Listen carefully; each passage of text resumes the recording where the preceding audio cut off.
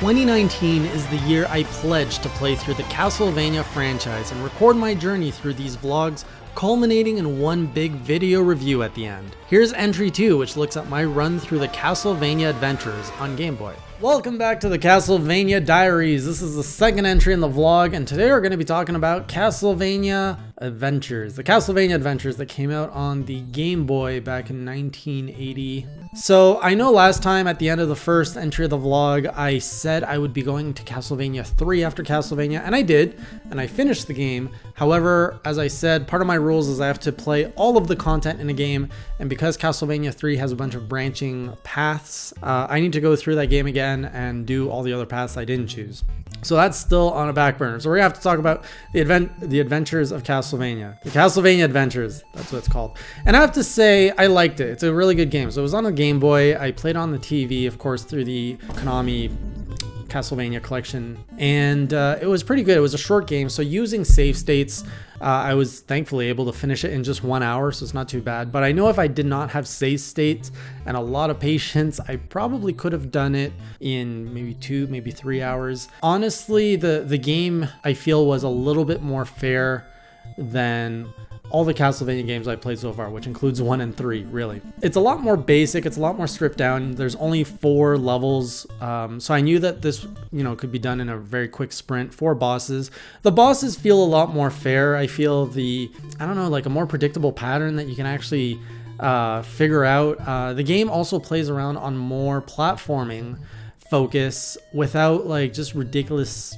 crazy enemy placement. I understand that they had to focus more on platforming than enemy placement because of the limitations of the Game Boy. They could only have so many enemies on screen. I think there's one part where I had 3 enemies on screen and everything just came to a screeching halt because the game back then would have struggled on the Game Boy. Other things I like about the game is the fact that your whip can shoot fire when it's fully upgraded.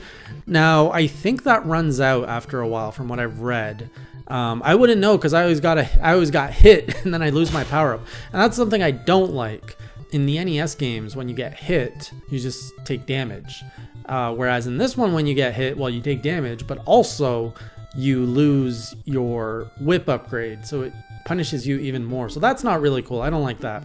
Also in this game, there's no color for one, but I didn't really miss it that much. Color's overrated anyways. There's no sub-weapons, so that's something else that honestly I did not miss that much. I'm pretty traditional in the sense that I just like using the whip to hit everything. So the fact that we didn't have a sub-weapon in this one was fine.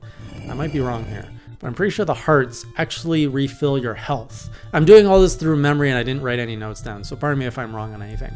So I do like that there are more health pickups than the NES Castlevania games. You're not looking for turkeys and walls. Enemies will just drop health pickups, which is great.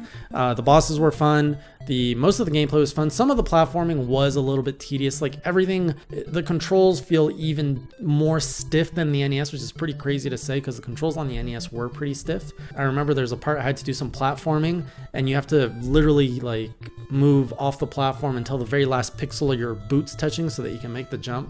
So you got that crazy platforming mechanic from the old days. Playing this on a TV was really good. If I would have had to play this on a Game Boy with no backlight, oh my god, I think I would have hated this game. But the fact that I was playing on a modern console and I had save states, it was an enjoyable experience. Nothing felt unfair, nothing felt, except the very last Dracula boss. That one, I couldn't find a proper way. So he has 2 stages, right? And then when he turns into the bat, he's a little harder. The base Dracula is actually pretty easy to fight. I was surprised that I could actually fight him without necessarily using too many save states.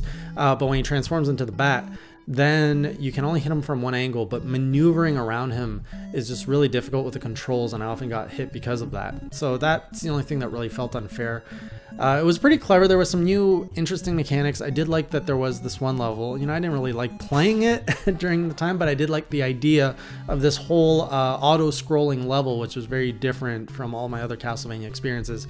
Basically, the level forces you to run right, then up, then left, then down. Maybe not down. It kind of dragged on a little bit longer than I'd like.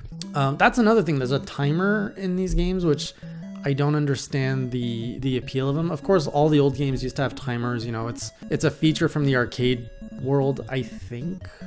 so that people could get more quarters out of you, just like lives. But it felt really unnecessary. Like, they gave a lot of time. Although that could have played a factor if I didn't have save states.